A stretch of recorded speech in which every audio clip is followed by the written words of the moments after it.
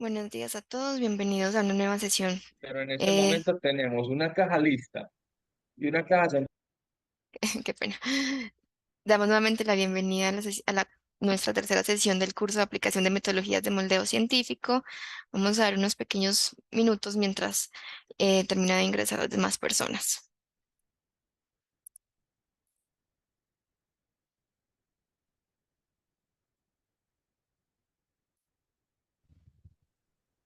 Buenos días.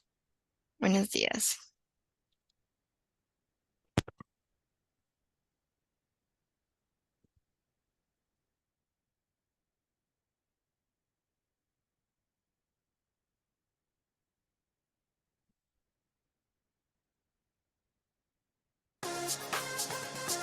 Formación continua especializada. Yeah, Formación específica para trabajadores, para profesionales con ganas de ser mejores. El SENA te acompaña y tú eliges a los expertos que gestionan los recursos y te brinda soluciones. Formación continua especializada. El SENA está comprometido con las empresas y su formación. Formación continua especializada. Formación continua especializada. El SENA está comprometido con las empresas y su formación. Formación continua especializada. Postúlate ven y formula tu proyecto. Convencidos que ahora es el mejor momento para tu empresa y trabajadores, haciendo equipo con los mejores. Con los mejores. Formación continua especializada. El SENA está comprometido con las empresas y su formación. Formación continua especializada.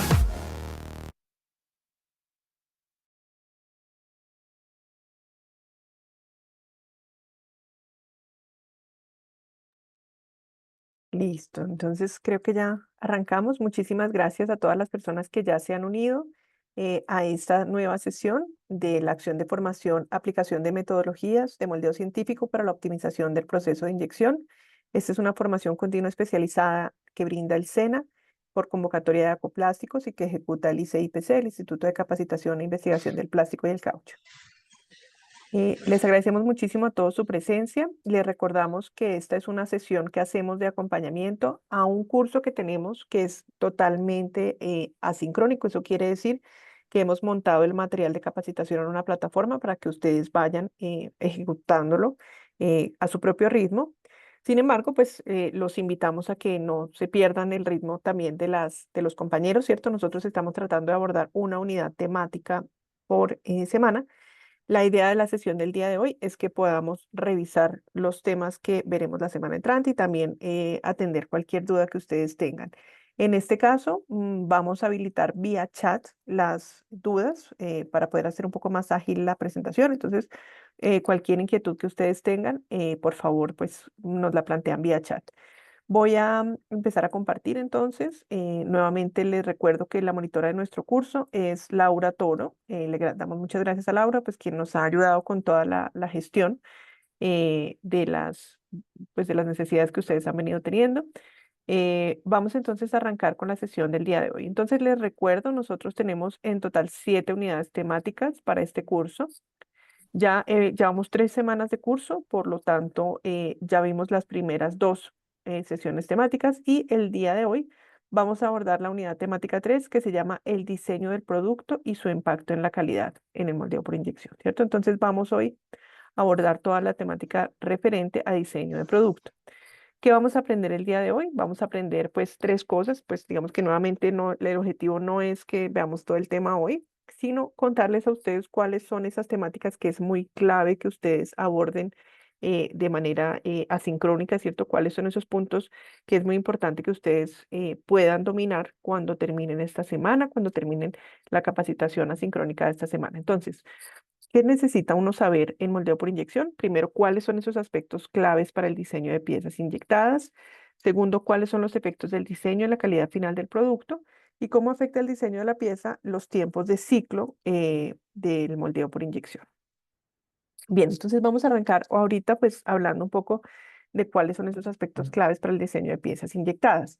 En los materiales de formación que ustedes tienen, vamos a referirnos a 10 mandamientos de diseño en moldeo por inyección. Estos 10 mandamientos son los siguientes. Primero, que se debe diseñar con espesores pequeños. Segundo, en lo posible, espesores constantes. Tercero, evitar acumulaciones de masa. Cuarto, evitar líneas de unión en zonas críticas. Quinto, utilizar radios. Sexto, evitar grandes superficies planas. Séptimo, evitar contrasalidas. Ocho, utilizar ángulos de salida.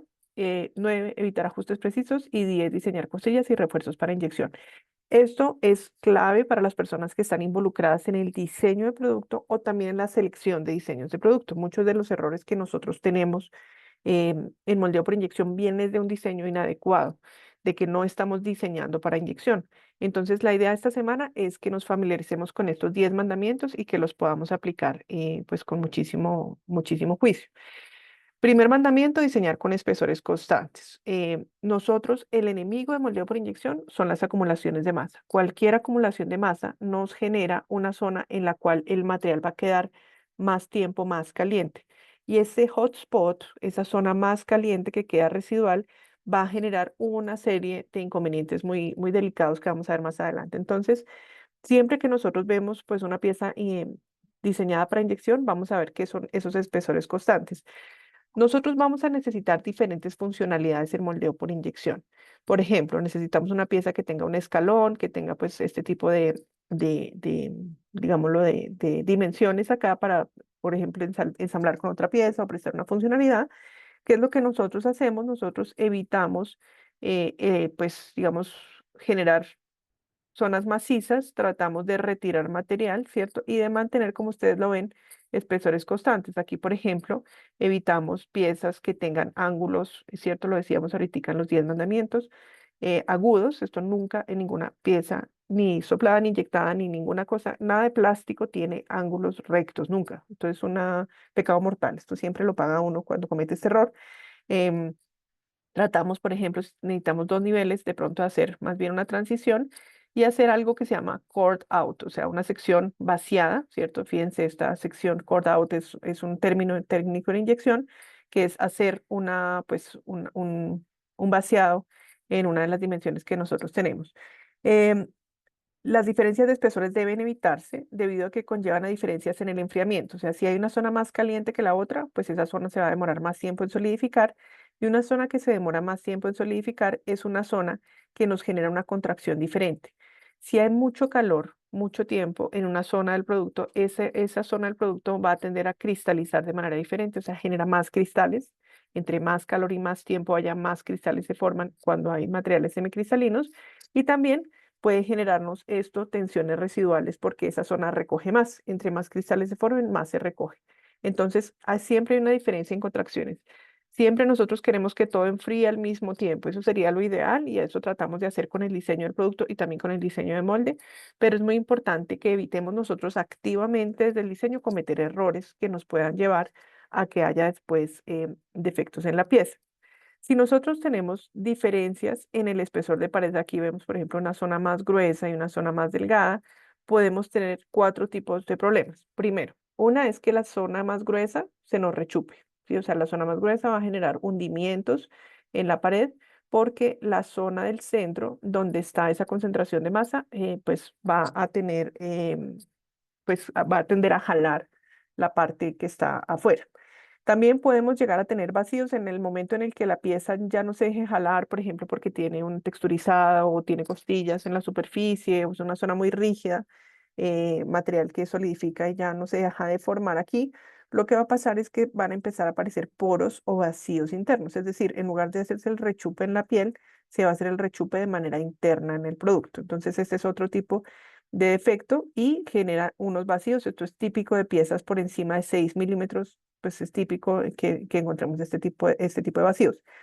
Otro defecto, que es tal vez el peor porque no se ve, son los esfuerzos residuales. Entonces acá, ¿qué es lo que pasa? Esta misma cantidad de material caliente que está acá tiende a jalar esta parte de acá, tiende a jalar la parte delgada y tiende a generarme unas concentraciones de esfuerzos en las esquinas. Estas concentraciones de esfuerzos van a debilitar el producto. Entonces, cuando nosotros tenemos una zona más gruesa y una zona más delgada, nos puede pasar que generemos zonas de tensión o zonas de tensiones residuales, esfuerzos residuales, y esto básicamente lo que va a hacer es quitarle resistencia al producto final. O también podemos tener un fenómeno de alabeo o encogimiento desigual, en el cual pues el producto va a tender a deformarse, como lo vemos acá, va a tender a contraerse, y pues esto va a generar una deformación inaceptable en el producto final.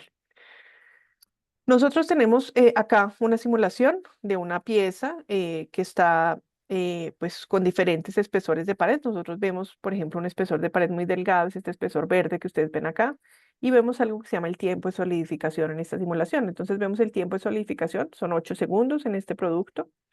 En el producto de espesor medio van a ser como cerca de pues, 19 segundos, y nosotros lo vemos acá en la simulación, pero las zonas más gruesas van a tender a demorarse hasta 56, algunas zonas 64 segundos. Entonces, fijémonos cómo esas zonas que tienen concentraciones de masa desiguales no solo nos van a generar todos los problemas de desempeño, todos los problemas de defectos que vimos en la diapositiva pasada, sino que además estas zonas gruesas nos van a generar un retardo en la solidificación de producto. Entonces, es importante que afiancemos estos conceptos. Por favor, ponerle mucho cuidado a esta parte.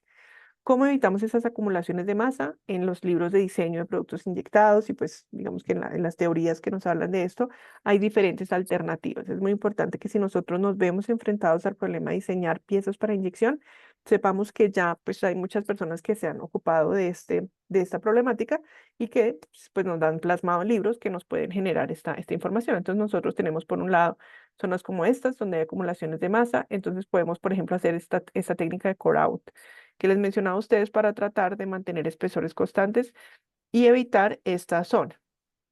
Entonces, para que lo tengamos claro, las acumulaciones de masa nos van a llevar a vacíos, a marcas de rechupe y a esfuerzos residuales.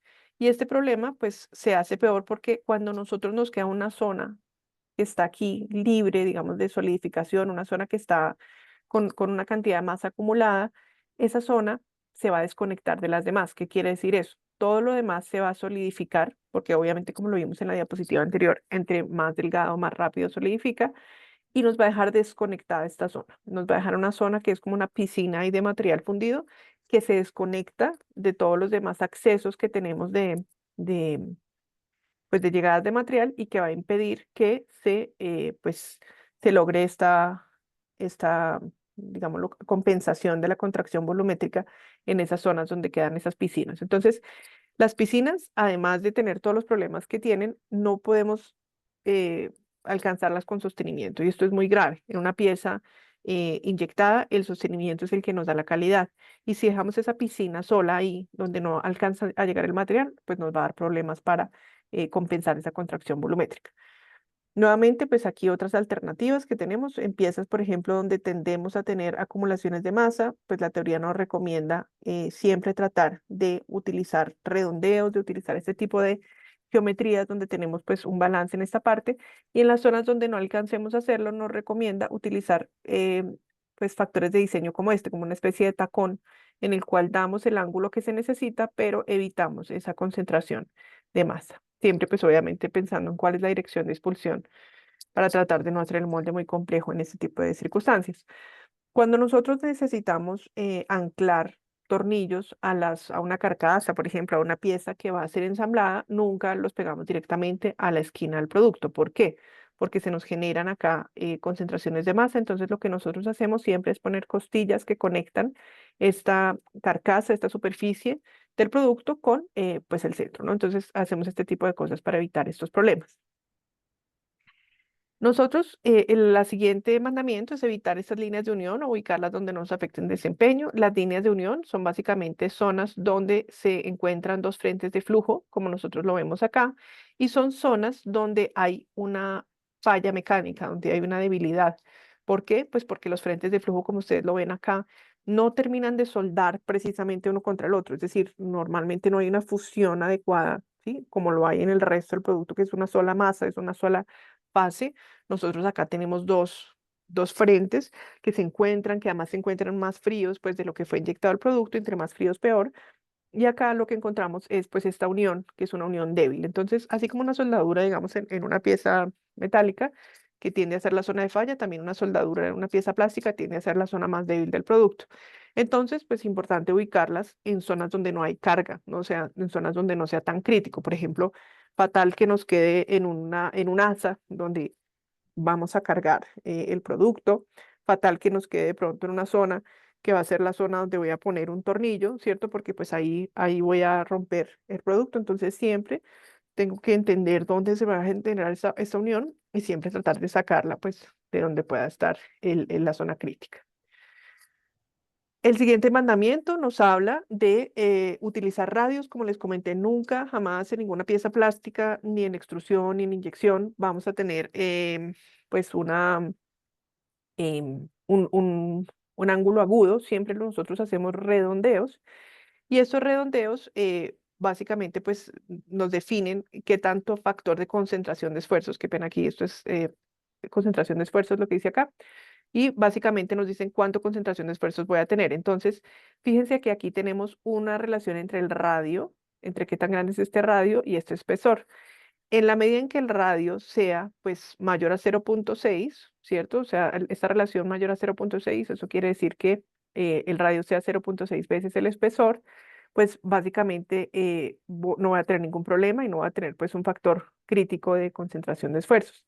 Pero si yo me bajo de ese factor, voy a empezar a multiplicar el esfuerzo que se siente acá. Esto tiende a ser un magnificador de esfuerzo, ¿cierto? Y entonces cualquier esfuerzo que siente el producto va a ser peor y va a tender a facturar el producto.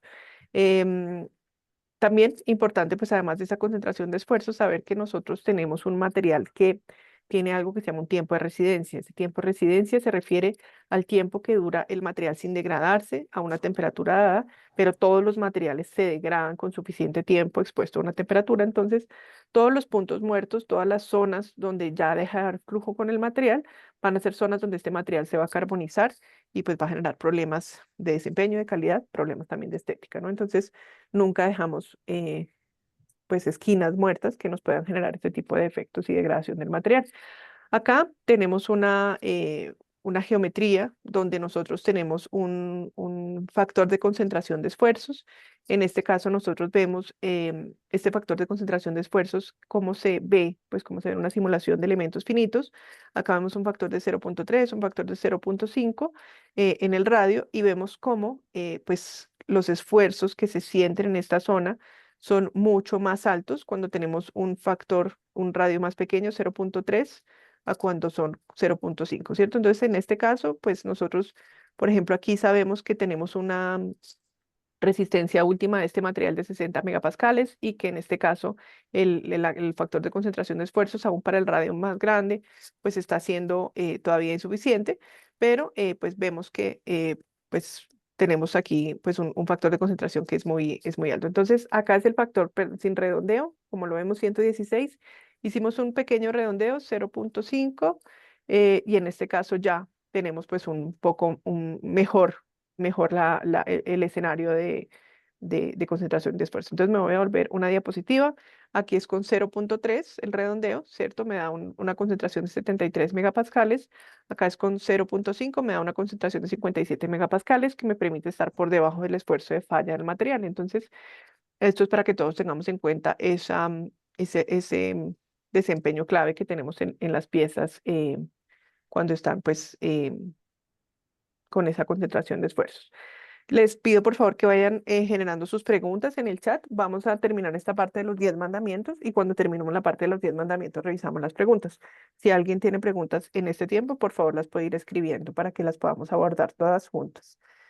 También siempre en diseño de productos nosotros inyectados, perdón, en diseño de productos inyectados nosotros evitamos superficies planas. Si ustedes se fijan, hay una aplicación que es muy típica y muy cotidiana nuestra, que son las bandejas del almuerzo, ¿cierto? Las bandejas de autoservicio, que a veces las vemos totalmente alabeadas, que es cierto, como un calado, ¿cierto? Todas torcidas, eso se llama alabeo en inyección. Y ese alabeo está causado por tener superficies muy planas. Es un error de diseño trabajar con grandes superficies planas porque nosotros tenemos un punto de inyección, no importa si es lateral o si es central, donde el material empieza a fluir y en la medida en que empieza a fluir se va solidificando, va bajando a su temperatura y ese gradiente de esfuerzos que se genera entre el punto de inyección y el final del recorrido de inyección nos va a generar unas tensiones residuales. Esas tensiones residuales durante el llenado son las que hacen que el material tienda a torcerse. y una superficie plana no tiene cómo defenderse de esas tensiones residuales. Una superficie plana tiene algo que se llama un momento de inercia, que es muy bajo, y ese momento de inercia muy bajo pues le impide a la pieza defenderse de esas tensiones que se hicieron durante el llenado, ¿cierto? Entonces, ¿qué es lo importante? Que nosotros con el diseño de la geometría rigidicemos el producto, es decir, que elevemos ese momento de inercia de área y que podamos pues hacer que el producto se pueda defender mejor de cualquier deformación que se vaya a tener. Entonces, importante que revisemos esta parte del diseño de las piezas, cómo podemos nosotros rigidizar con costillas, con una ejemplo del tipo domo que vimos o con escalones como estos, ¿cierto? Básicamente lo que nosotros queremos es rigidizar este parámetro que les cuento que se llama momento de inercia de área y lo hacemos alejando la cantidad de masa que está, pues digamos, o poniendo masa lejos del eje neutral del producto, del eje pues, donde se va a calcular ese momento de inercia de área. Entonces, siempre alejando, concentrando masa lejos de ese eje, vamos a lograr esta rigidización del producto.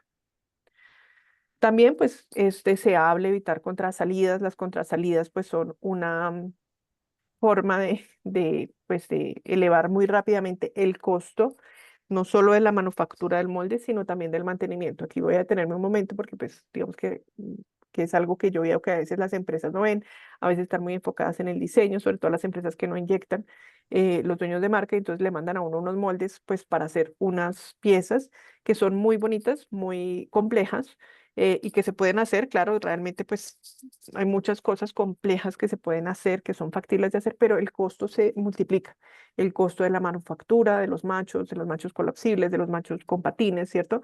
Se multiplica el costo de la manufactura, las demandas de precisión se multiplican, pero también se multiplican las demandas de mantenimiento. Y esto es muy importante que lo sepamos, porque a veces nosotros pues como que cotizamos el molde, compramos el molde y listo, tenemos el molde ahí, no sabemos que de pronto en 2 años el molde pues ya toca hacerle un overhaul, ¿cierto? Un mantenimiento bastante grande y pues prácticamente es un 40%, a veces hasta un 50-60% lo que nos toca reponer de este tipo de machos. Entonces, importante por favor que siempre tengamos en cuenta que los machos con contrasalidas complejas nos van a generar pues más problemas. Entonces, ¿qué hacemos? Pues tratamos de simplificar, ¿cierto? O sea, siempre en moldeo por inyección lo más simple es lo mejor y tratamos de tener una sola dirección de expulsión para evitar ese tipo de problemas. Entonces, nuevamente aquí, por ejemplo, vemos que en lugar de tener dos direcciones de expulsión, una en esta dirección y otra en esta, vamos a tratar de tener solamente una dirección de expulsión para evitar pues este tipo de problemas que tenemos acá.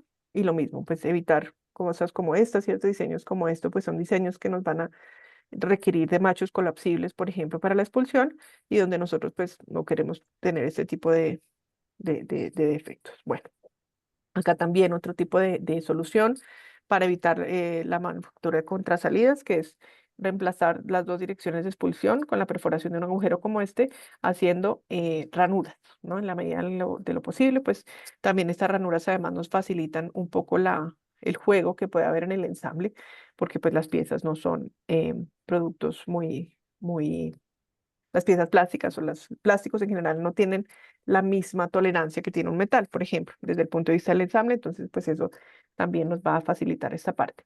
Y acá pues podemos ver que nosotros tenemos otra solución, ¿cierto? En lugar de utilizar agujeros como estos, tratamos de utilizar ranuras que nos permitan este tipo de contrasalida en estos casos.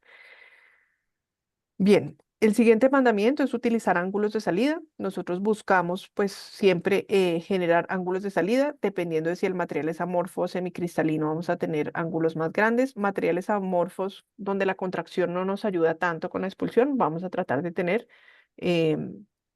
ángulos más grandes. Los materiales semicristalinos como tratan de recogerse más porque son pues son materiales que van a cristalizar y los cristales generan contracción, pues vamos a tener unos ángulos de contrasalida, pues pueden ser un poco menores. Pero siempre esto es muy importante. Si no tenemos contrasalida, pues básicamente aquí se genera un vacío cuando nosotros vamos a jalar el producto de la expulsión y ese vacío impide que la pieza se libere y a veces pues terminamos partiendo machos, terminamos pues fracturando el producto. Entonces, la manufactura de contrasalidas pues es una parte muy importante del diseño. También saber que nosotros estamos trabajando con plástico, ¿cierto? los plásticos son materiales que desde su fabricación, desde la síntesis del polímero, desde el proceso mismo de fabricación del polímero, van a tener variaciones. Nosotros siempre tenemos variaciones lote a lote en los productos que nosotros inyectamos, y esas variaciones lote a lote básicamente nos van a generar que nosotros tengamos diferentes contracciones, diferentes porcentajes de cristalinidad. A veces vamos a tener también diferencias en viscosidad, en fluidez, etcétera. Y todo eso son cosas que están conectadas unas con otras y que nos van a generar variaciones. Entonces, importante saber que nosotros no estamos trabajando con un material preciso de diseño y por lo tanto no podemos especificar para esto. Esto es uno de los errores más comunes que yo veo cuando veo, por ejemplo, especificaciones de calidad, donde veo, pues, a veces hasta en micras, las especificaciones de control de calidad de variación. Eso es imposible. O sea, eso no es como, digamos que la persona que especifica esos niveles de dimensiones, pues no está entendiendo para qué proceso está diseñando, ¿cierto? Entonces es muy importante que nosotros sepamos que en este tipo de procesos vamos a evitar ajustes precisos, diseñar solo tan preciso como sea necesario, y pues saber que siempre vamos a tener una contracción postmoldeo que depende muchísimo de las condiciones en las que salió el producto, de qué tantas tensiones tenía cuando salió, de a qué temperatura se expulsó. Y también va a depender a veces incluso de las condiciones ambientales. Si nosotros tenemos, por ejemplo, una convección forzada con un ventilador que tenemos afuera, o si de pronto enfría en una banda transportadora, o si ponemos todo el producto a granel donde está todo caliente y sigue una fuente de calor interna dentro de esa caja a granel, por ejemplo, todos esos factores nos pueden generar contracciones, deformaciones y pues también este tema. Y hay un factor pues importante, digamos, que tengamos en cuenta, que es que eh, a veces nosotros siempre tratamos de trabajar con espejo, superficies espejo, incluso en aplicaciones que no lo requieren, y esto incrementa hasta un 20% el costo del molde y el costo del mantenimiento, y cualquier cosita que uno medio le haga al molde por error en un montaje o no, en una sacada de agua, por ejemplo, daña el espejo. Entonces, seamos muy prudentes con esa especificación espejo, porque pues, es bastante dispendioso trabajar y mantener esa superficie. También nosotros acá, pues, para trabajar con costillas, que son refuerzos que utilizamos mecánicamente para reforzar una superficie, el espesor de la costilla debe ser máximo el 60% del espesor final para que no se marque en el producto, y en lo posible mantener la altura 3 veces la superficie. Es decir, acá vamos a tener un espesor que es máximo un 60% de este espesor de la pieza, y tratamos de que la altura sea, pues, ojalá 3 veces este valor para evitar esas acumulaciones de masa. Siempre dejar, no olvidemos, siempre un ángulo, siempre es muy importante en cualquier pieza que nosotros hagamos inyectada el ángulo, y también saber que vamos a trabajar siempre con radios. Acá pues vemos algunos ejemplos de algunos errores, ¿cierto? Que se cometen, sobre todo se cometen cuando uno pasa una pieza de pronto que venía fabricando. Yo recuerdo mucho un ejemplo de un cliente que fabricaba unas rejillas para baños, que las hacía inicialmente en metal y después quería inyectarlas, pero pues pasaba el proceso, digamos, uno a uno, ¿no? O sea, sin considerar que necesitamos diseñar para inyección. Entonces acá, por ejemplo, vemos pues un diseño desfavorable con contracciones, con este tipo de cosas, con acumulaciones de masa, con ángulos rectos, y aquí vemos pues este tipo de redondeos que son mucho más favorables. Acá acumulaciones de masa, ¿cierto? Evitamos este tipo de ejemplos de acumulaciones de masa, y siempre estar muy atentos a evitar esas acumulaciones, a corregirlas para, pues eso es el enemigo. Este tipo de acumulaciones de masa son un enemigo de las contracciones, son un enemigo de la parte dimensional, rechupes, bueno, todas las cosas negativas que nos puedan pasar nos pasan por esos diseños de acumulaciones de masa.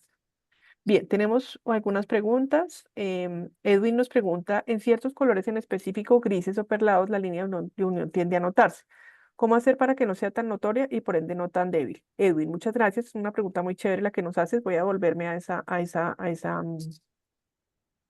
diapositiva que hablamos de líneas de unión. Mira, las líneas de unión son siempre iguales independientemente de qué pigmento tengas. Oye, Edwin, siempre son las mismas. Lo que pasa es que los pigmentos perlados o los pigmentos metalizados las marcan. Entonces no es que se presenten con un pigmento sí, con otro no. Ellas siempre están, siempre van a ser iguales. Oye, si tú trabajas un material que no tiene perlado, va a estar igualita, la misma calidad, en la misma posición, O sea, la misma, buena o mala la línea, ahí queda, ¿listo? Lo que pasa es que se nota con el perlado. ¿Por qué? Porque ese es los efectos perlados, los efectos metalizados o pigmentos pues, que tienen este tipo de condición, usan unas plaquitas, que son unas plaquitas que se alinean con el flujo. Entonces, en mecánica de fluidos eso se llama trazadores de flujo. Son como marcas que te permiten ver las líneas de flujo que se están formando. Y entonces, pues te marcan la línea, ¿oyes? Em, ¿Cómo hacer para que no sea tan notoria la línea? Realmente, pues vamos a verlo un poquito en una diapositiva un poquito más adelante, eh, pero pues digamos que la alternativa desafortunadamente es ubicar la línea donde no sea tan grave, porque cuando usas perlados siempre se va a ver, ¿oyes?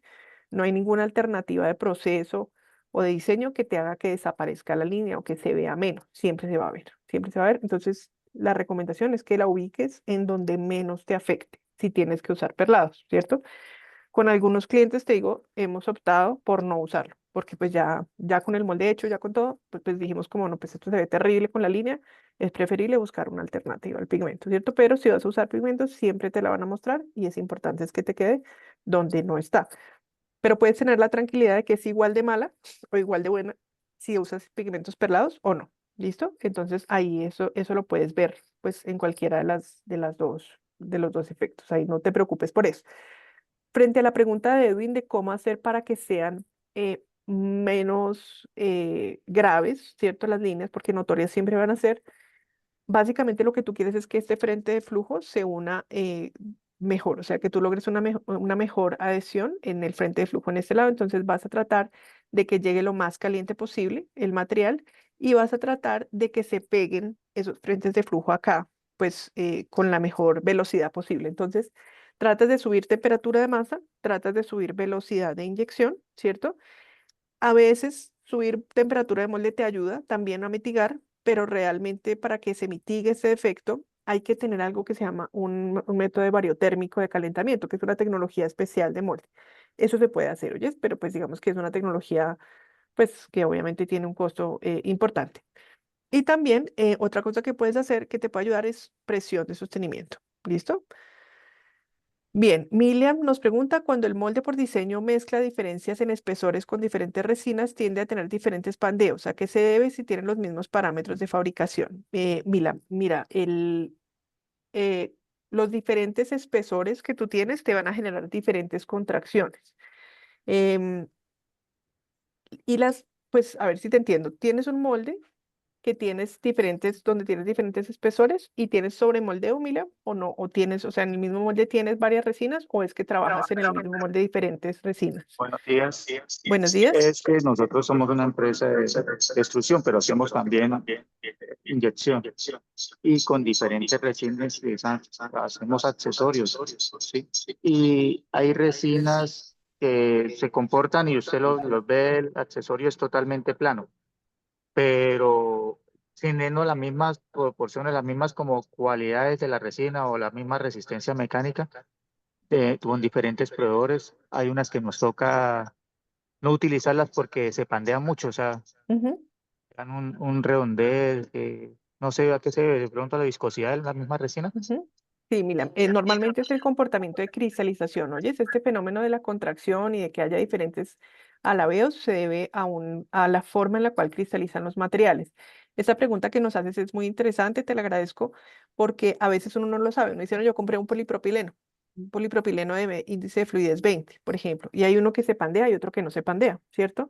¿Qué es lo que pasa? Que por su fabricación, porque hay diferentes estructuras moleculares, nosotros podemos tener un polipropileno que tiende a cristalizar mucho, o sea, a formar más cristales que el otro. Entonces, en este caso, el que forma menos cristales nos va seguramente a generar menos, digámoslo, variaciones frente a estas condiciones de diseño. Y entonces, muy interesante esa pregunta que nos haces. Efectivamente, es algo que yo también he observado y que es muy importante validarlo siempre con el proveedor. El proveedor de materia prima te puede dar, y entre más técnico y mejor proveedor sea, va a tener más información sobre el comportamiento de sus resinas. Entonces, si tú tienes un problema de alabeo, puedes hablar con tu proveedor de materia prima y contarle de qué se trata y a veces él mismo te lo soluciona. A veces él mismo te dice, mira, utiliza mejor tal grado y ese grado seguramente va a tener problemas, pues, diferencias en la contracción y pues genera menos respuesta de alabeo. ¿No? ¿Listo? Entonces, interesante esta pregunta. Andrea nos pregunta dónde se pueden consultar las grabaciones. Laura Toro, si nos ayudas por favor a indicarle a Andrea el link donde se encuentran estas grabaciones. De pronto, si quieres, dejamos al final un espacio, Laura Toro, para que vuelvas a explicar cómo se Listo, accede. ¿Listo? listo. Dale, entonces dejemos unos minutos al final, nos quedan, listo, yo voy a demorarme unos 20 minutos todavía. Listo, perfecto. Entonces creo que ya no hay más preguntas, ¿cierto? De los compañeros. Perfecto. Entonces seguimos entonces con la siguiente parte de la presentación. Recuerden, por favor, ir dejando sus preguntas que tengan sobre la capacitación al final. Bien, entonces ya terminamos esta parte que sería pues el primer concepto que queríamos revisar el día de hoy. Vamos a hacer entonces una revisión de esos efectos de diseño en la calidad del final del producto. Ahí voy a validar si efectivamente están todavía viendo diapositiva 30. Bueno, entonces nosotros tenemos varios defectos que son típicos de este diseño, como lo veíamos anteriormente, que pueden ser esas líneas de unión, ¿cierto? Líneas de unión como estas que ustedes ven acá. Podemos también tener rechupes, que son hundimientos como estos que se ven acá, vacíos, que son poros que se pueden presentar dentro del producto, o alabeos o deformaciones, ¿cierto? Esto también son poros que se pueden presentar. Bueno, hay diferentes defectos que nosotros podemos ver en las piezas inyectadas. Las líneas de unión se presentan siempre, como lo mencionábamos anteriormente, cuando hay dos frentes de flujo que se vuelven a unir. Eh, Acá pues vemos estos frentes de flujo que se separan y se vuelven a unir frente a un macho. Aquí los vemos que se vuelven a separar y se vuelven a unir. Este es un corte que nos muestra pues cómo se ve por dentro esa unión. Acá pues es un experimento muy chévere porque es una pieza que tiene el pigmento poco homogenizado y por eso nos permite ver bastante bien esas dos fases, ¿no? Pero entonces aquí lo vemos en una micrografía, cómo se ven esas pobreza, digamos, del frente de unión. Y acá ver esa línea de unión, cómo es una herida, ¿no? Que tiene el material y cómo se prolonga. Entonces, em, ¿qué podemos hacer para que no sea tan grave el defecto? Primero, que la línea de unión no sea la última zona en llenarse, que podamos permitir fusión de ambos frentes de flujo, aumentar temperatura de fundido y molde, pues ayuda a mejorar la unión y aumentar pospresión. ¿Listo? Esos serían como los parámetros que nosotros queremos abordar para mejorar esa calidad de la línea de unión.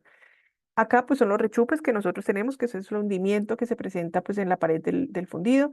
En este caso esos rechupes se presentan por inhomogeneidad del espesor de pared, porque hay una zona más gruesa, ¿cierto? Porque hay una zona que concentra más masa, y esa zona donde se concentra más masa, ahí tiene una mayor tiempo para que las moléculas se sigan contrayendo.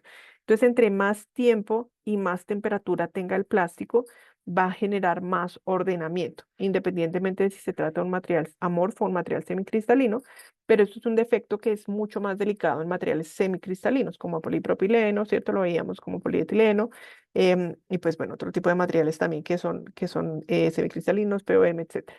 Entonces acá nosotros tenemos un hundimiento de la piel y ese hundimiento se genera porque el centro del producto jala la piel que está afuera, ¿cierto? Entonces, esa tendencia del material de estar más caliente va a tender a jalar esta parte exterior. ¿Cuál es la solución de fondo? Evitar acumulaciones de masa. Hacer ese primer mandamiento, hacer el caso al primer y el segundo mandamiento, ¿cierto? De los que veíamos anteriormente, que es evitar esas acumulaciones de masa. Cuando ya no hay de otra, pues uno dice, bueno, pues ya el molde está hecho, ya no hay nada que hacer. Uno puede hacer como las mañitas, ¿cierto? Que es, por ejemplo, hacer decoraciones, o sea, que parezca que uno quería que el rechupe quedara ahí, o sea, hacer como una especie de hundimiento en esa zona. Eso sería, pues, digamos que lo que nosotros podemos hacer. Acá, por ejemplo, en estas zonas de rechupe podemos generar, pues, marcas como hundimientos, ¿cierto? Perforaciones que pues parezca que uno quería que el rechupe quedara ahí. Aquí pues estos, digamos, unos surcos, o también uno puede hacer como unas costillas, decoraciones, ¿cierto? Que rigidicen en esta parte el área, pero pues si uno hace una costilla acá, pues el rechupe no le queda por fuera, sino por dentro. Eso pues sería lo que pasa porque el material se contrae sí o sí. O sea, se contrae independientemente de lo que uno quiera, pues es su naturaleza y es lo que el material necesita hacer. Y ahí, cuando uno hace eso, entonces se generan estos vacíos que son esos rechupes internos. Típico de piezas muy grandes. A veces me llaman y me dicen, ingeniera, es que mire, encontré un aire en el producto, ¿cierto? Me está entrando aire a la producción. Y siempre, pues, la primera pregunta que hay que hacerse es cuál es el espesor donde está usted viendo ese defecto. Si es un espesor muy grande, pues nosotros vamos a tener este problema, ¿no? O sea, vamos a tener unos vacíos, pues donde el material caliente es jalado por las paredes ya solidificadas, no es aire atrapado, sino es un rechupe interno. y pues nuevamente la solución es diseñar con espesores inferiores a 6 milímetros. La inyección convencional tiene ese límite de 6 milímetros de espesor, entonces siempre recomendamos pues no superar ese límite para inyección convencional. Si uno va a pasar de ese límite, es mejor usar otras técnicas de inyección, como por ejemplo inyectar una capa y después otra, para evitar pues este tipo de problemas que se nos van a presentar. Tenemos también arabeos o deformaciones, que son estos comportamientos en que la pieza se deforma, se tuerce, ¿cierto? Y básicamente la razón es que existen esfuerzos residuales desiguales que están inducidos por la inyección o inducidos por diferencias en el enfriamiento. Para tratar de liberar estos esfuerzos, pues la pieza se alabea, se pandea, se dobla. La solución, pues tratar de siempre diseñar con espesores constantes, evitar piezas planas, pero también saber que si uno se le está presentando esto, puede ser porque haya una zona, un lado más caliente del molde que otro. Aquí, por ejemplo, uno diría cuando uno ve la pieza así, está más caliente acá que este lado que este. Entonces, uno trata de subir la temperatura del otro lado para que la pieza se enderece, para que trate de torcerse. Siempre ya se trata de torcer hacia el lado más caliente. Bien, hasta ahí alguna pregunta. Milam nos pregunta si la pieza pasa ese límite, se realiza una inyección, pero se ayuda con extrusión en el llenado del molde, evitando la delaminación del espécimen. Sí, pues ahí hay cosas que se pueden hacer, Milam. Lo que pasa es, no es que no se llene, es que no se solidifica bien, ¿oyes? No se refiere al llenado. Mm, Andrea nos pide que profundicemos en el concepto de la línea de unión, que sea la última zona en llenarse. Normalmente suele aparecer en la zona contraria a la ubicación del punto de inyección, en especial en geometrías que requieren machos. Voy a volver entonces, Andrea, a esa zona. Espérame, perdóname un segundo, vuelvo a esa diapositiva. Mira, perdón, espérame, aquí vuelvo aquí a la diapositiva de de la línea de unión que vimos ahorita. ¿A qué se refiere con que no sea la última zona en llenar? Siempre aparece efectivamente en la zona contraria, como tú lo mencionas, de la zona contraria del macho, ¿cierto? O sea, entonces acá tienes esta zona del macho donde va a aparecer la unión, pero ¿qué es lo que tú buscas? Fíjate la calidad de aquí. Nosotros tenemos esta línea de unión donde sigue fluyendo el material y tenemos esta línea de unión que sería como la última zona en llenarse. Entonces fíjate que cuando uno llena, el material se une, pero después de eso uno sigue empujando material para que para que se siga llenando esta zona. Esta no es la última zona en llenar, esta sí es la última zona en llenar. Entonces fíjate que la unión de esta primera zona es mejor que la de la segunda. ¿Por qué? Porque se forma la línea y tú sigues empujando material. Y ese material que sigues empujando hace que los frentes de flujo se suelten mejor. ¿Oyes? Entonces es esa presión del material que viene detrás la que genera que haya mejor línea de unión. Si tú, por ejemplo, terminas de llenar acá y ya termina el producto, pues ellos se dieron, digamos, aquí se juntaron estos dos frentes de flujo, se dieron el besito y ya. No, sí, no hubo ninguna fusión de ambos frentes de flujo, entonces quedan pues con una calidad inferior.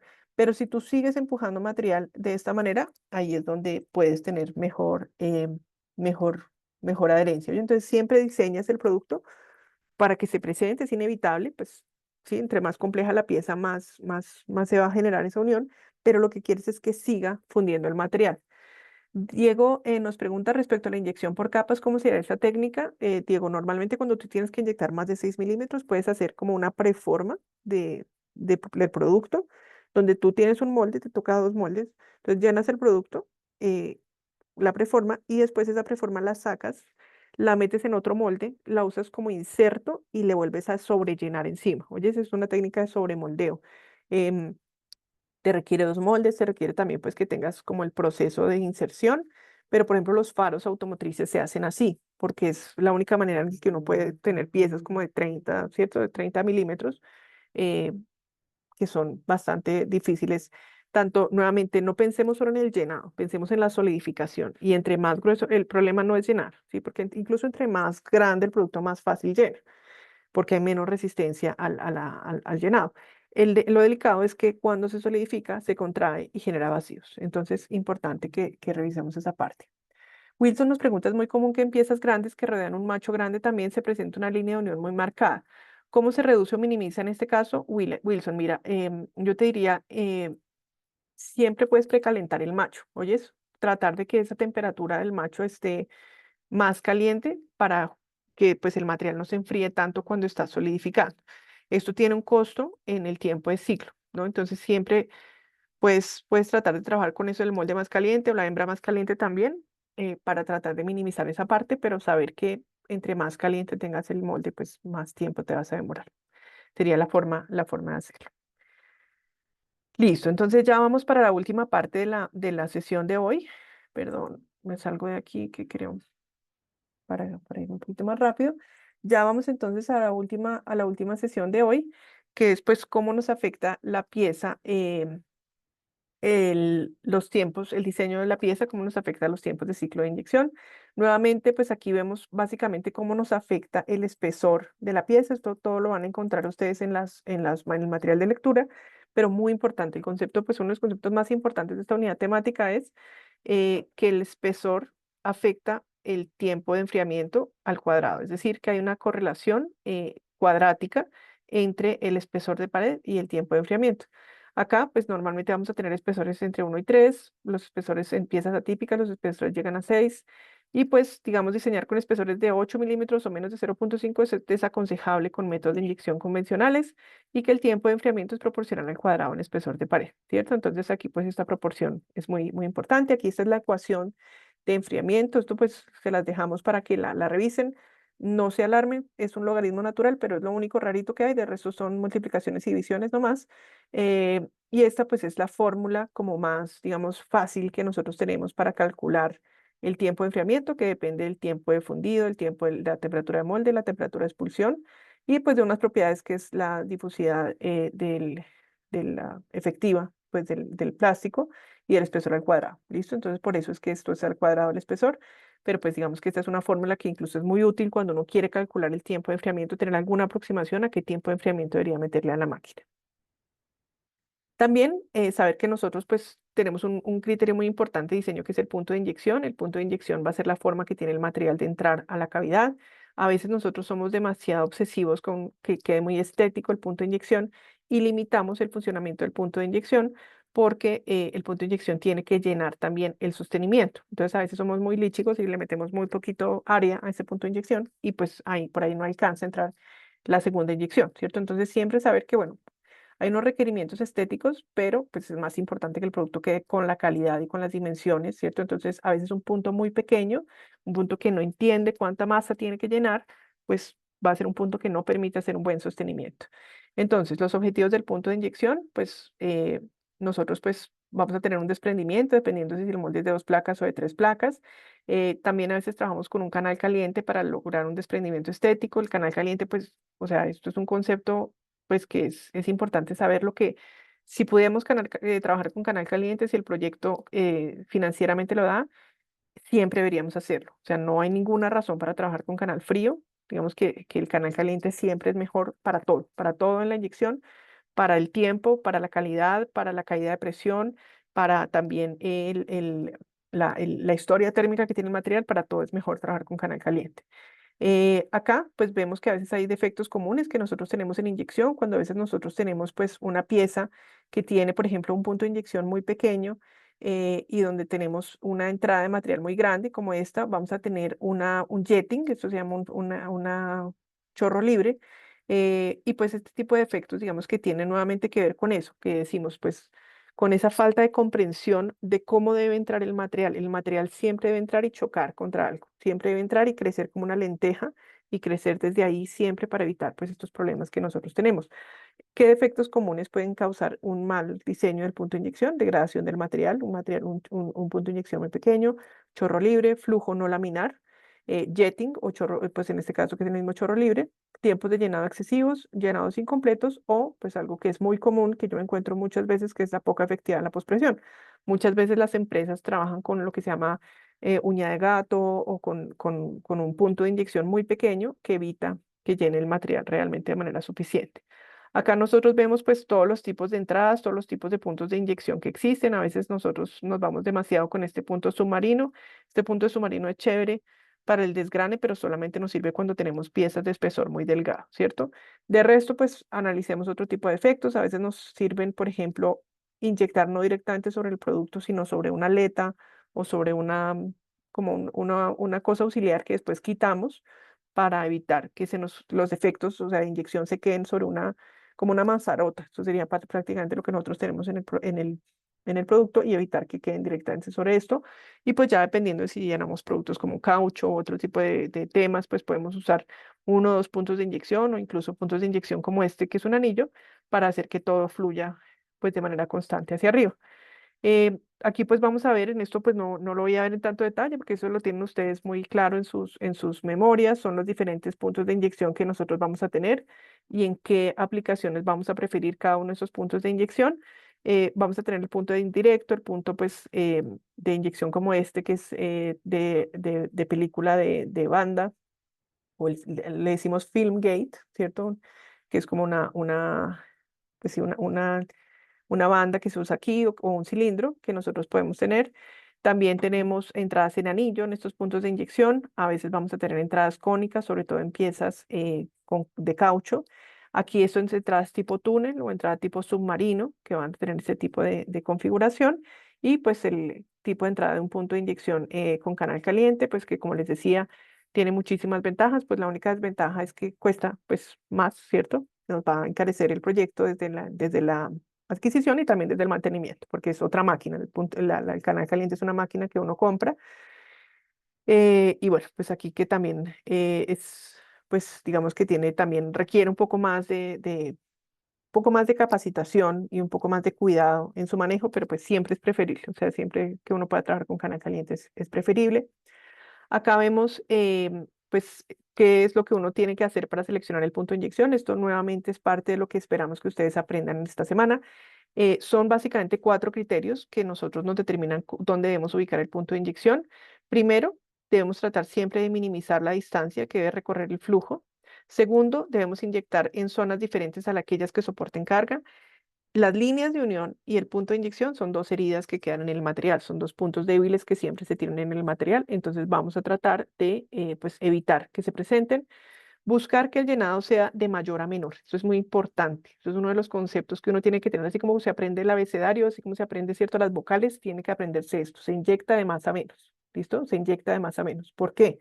Porque siempre si se solidifica la parte más delgada, me impide el sostenimiento, ¿ok? Entonces siempre pensemos que yo no lleno solamente para que la pieza quede llena, sino para compensar la contracción. Esto es muy importante. El punto de inyección nos tiene que permitir esa compensación de la contracción. Y visualizar flujos para reducir marcas sobre la pieza. Acá vemos pues algunas de las ejemplos que nosotros tenemos. Acá pues cómo sería, digamos, esta inyección donde nosotros buscamos siempre también pensar en la alineación de la carga, ¿cierto? Evitar, por ejemplo, que se me generen líneas de unión. Cuando ubico 2 puntos de inyección sobre el producto, voy a generar inevitablemente una línea de unión y eso es indeseable. Entonces siempre trato pues de inyectar en la dirección de alineación, sobre todo si tengo fibras. Y también siempre entender que esto pues es un tema de oferta y demanda, ¿cierto? Cuánto material debe entrar y cuánto se me demora encontrar el producto. Entonces siempre esto pues nuevamente lo van a encontrar ustedes en las materiales de capacitación que vamos a trabajar esta semana, pero siempre pensar que en la dimensión del gate, la dimensión del punto de inyección, se tiene que hablar con la proporción de la cavidad que yo tengo que llenar. Tiene que haber una proporción, tiene que haber una lógica entre ambas geometrías, porque yo no puedo obsesionarme con que desgrane bien y con que quede muy bonita el corte del punto de inyección si ese punto de inyección se me solidifica demasiado rápido y no me permite generar ese llenado. ¿Listo? Bien, tenemos 2 preguntas adicionales. Cristian nos pregunta, ¿existe alguna relación entre el área del punto de inyección y la masa que se tiene que llenar en el molde? Sí, no la masa, sino el espesor. Oye, Cristian, esto está dentro de la información que ustedes tienen. Esto es muy importante. Y sí, efectivamente, tiene que ver con la masa y con el material, con la solidificación del material. Pero sobre todo siempre nosotros no pensemos en la masa, porque el peso del producto no es tan importante, es importante es el espesor, ¿oyes? Entonces, a veces nosotros decimos, no, es que tengo una pieza de 2 kilos. Pero si es una pieza que tiene 2 milímetros, digamos que pensamos es en esos 2 milímetros, independientemente de cuántos kilos tengamos que llenar, ¿oyes? Entonces existe una correlación con el espesor para garantizar justamente que puedan solidificar esa parte. Y Edwin nos pregunta, ¿en algún momento o circunstancia es apropiado inyectar de menos a más? Solamente cuando tienes espumado, Edwin. Cuando tienes una pieza que vas a espumar, que vas a inyectar con un agente espumante, ahí vale la pena que lo trabajes así. Listo. Entonces, en este punto, si no hay más preguntas, voy a cederle a mi compañera Laura Toro por la pregunta que nos hizo Andrea, para que Laura nos muestre nuevamente, por favor, la plataforma. ¿Listo? Entonces, recordemos que ya vamos en la tercera semana. Es muy importante que estemos todos al día. Y si quieres, entonces, Laura, nos compartes nuevamente, por favor, cómo se accede a la Listo. plataforma. Gracias. Pues bueno, en un momento comparto. Entonces vamos a hacer nuevamente como un recorderis de la manera de acceder a la plataforma y donde pueden encontrar justamente como las grabaciones. Pues ahí están viendo mi pantalla. Sí. Sí, ya sí, Ok. señora. Ujú. Entonces, en academia.icpc.org, esperan yo cierro pues, para que lo hagamos desde el inicio. Les debe aparecer esta interfaz en donde se van a loguear con su correo y su contraseña. Cuando ingresan al curso, vamos a encontrar varias sesiones. Entonces, inicialmente pues van a encontrar la sesión de glosarios, preguntas, recursos, donde van a encontrar la cartilla. Aquí en esta parte está el URL del enlace de conexión de Zoom para todas las sesiones sincrónicas de los días lunes. En esta zona lo pueden encontrar. Y asimismo, ya yéndonos a la segunda parte de esto, van a encontrar dónde está la cartilla, el pretest que pues ya me imagino que lo habrán realizado, y entramos a la parte de las unidades temáticas. Para cada unidad temática, en este caso que son 7, van a encontrar lo que es en esta parte que está pues todo el contenido del curso, una evaluación después de revisar el contenido del curso, y aquí en esta parte que dice URL grabación de la sesión sincrónica, ustedes van a poder encontrar eh, la grabación. Pues aquí si ustedes le dan link, pues van a llevarlo a un enlace de YouTube en donde está subido la clase y pues donde pueden revisar en caso tal de que por algún motivo no hayan podido ingresar a la sesión del día de hoy. Entonces, asimismo, para cada unidad temática, para cada unidad temática, siempre van a encontrar esta parte de la grabación. En la unidad temática 2 está lo mismo, el desarrollo del contenido, y van a encontrar aquí la grabación de la semana pasada, y el día de hoy, pues yo subo la del día de hoy. Entonces, no sé si hay bueno, en la última parte van a encontrar, ya cuando finalicen todas las unidades temáticas, un post-test y una encuesta de satisfacción que son obligatorias para la realización de la certificación. Como lo mencionó Laura al inicio, es muy importante que vayan haciendo seguimiento y realizando las diferentes unidades temáticas para que estén pues acorde a lo que se está dando en las sesiones sincrónicas, y para que obviamente eso es un curso donde es como pues se certifica por parte del SENA y es importante mostrar seguimiento, entonces hay que estar muy pendiente, por favor, con eso. No sé si alguno tiene alguna duda o inquietud respecto a la plataforma.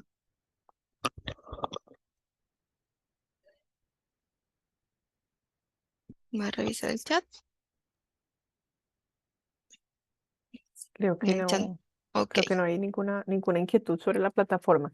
Hay muy importante lo que Laura nos cuenta. Este es un curso que se certifica de parte del SENA, pero para poder obtener el certificado es importante que todos tengan todas las actividades de seguimiento de las unidades temáticas desarrolladas. Entonces, por favor, vamos a ir monitoreando ya cómo va cada uno de ustedes. Si ustedes pues no se registraron para el curso y no han avanzado, van a recibir pues un seguimiento de parte del equipo del ICIPC que está haciendo este aporte, pero les encargamos mucho, por favor, que no dejen de estar al día, ¿cierto? Semana a semana, porque pues obviamente a medida que vamos avanzando las semanas vamos a continuar avanzando en el tema y es muy importante que todos pues aprovechemos las sesiones. Miguel, tenías una pregunta, si quieres adelante.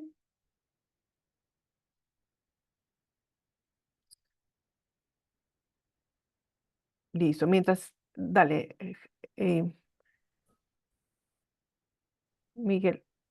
O Jaime, no sé quién es, el micrófono. Dale, Jaime. adelante, Hola, Jaime. hola Ujú. Laura, buenos días. ¿Cómo está? Una pregunta, ¿dónde podemos encontrar las tablas de la difusividad térmica de los materiales? Mira, ahí en las memorias está cómo se calcula la difusividad térmica y la puedes encontrar, pues hay unos handbooks, digamos que donde las puedes encontrar, hay uno muy bueno de BASF. Si no tienes acceso al handbook, ahí en las tablas que les pusimos en las memorias, se muestra cómo se calcula, a partir de qué propiedades, y sería pues mirar en las bases de datos de materiales como Campus, por ejemplo, Campus Plastics. entrar a la referencia de material que quieres averiguar y calcularla, ¿oyes? O pedirle a tu proveedor de materiales que te entregue esos datos que te permiten calcular esa difusividad térmica. Sí, eso porque por ficha técnica nunca te los van a entregar, No, ¿no? Son muy escasos.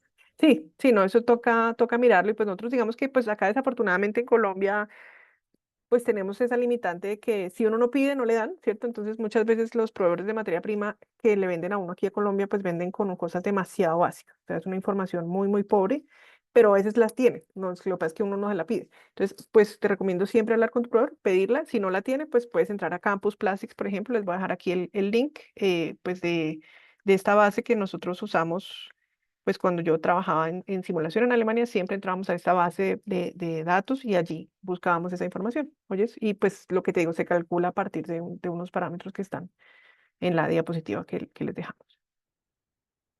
Listo.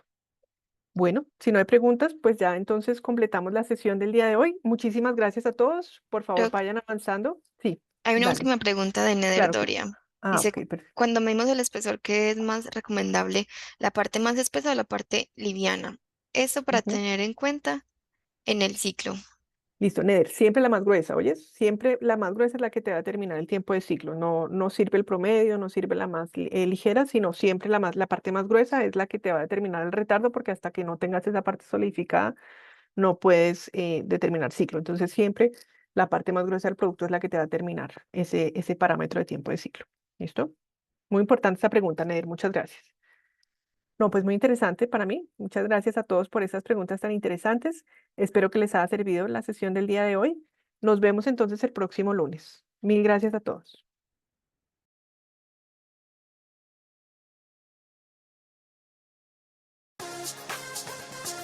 Formación continua especializada. Formación específica para trabajadores, para profesionales con ganas de ser mejores. El SENA te acompaña, tú eliges a los expertos que gestionan los recursos y te brinda soluciones. Formación continua especializada. El SENA está comprometido con las empresas y su formación. Formación continua especializada. Formación continua especializada. El SENA está comprometido con las empresas y su formación. Formación continua especializada. Postúlate y formula tu proyecto, convencidos que ahora es el mejor momento para tu empresa y trabajadores, haciendo equipo con los mejores. Con los mejores. Formación continua especializada. El SENA está comprometido con las empresas y su formación. Formación continua especializada.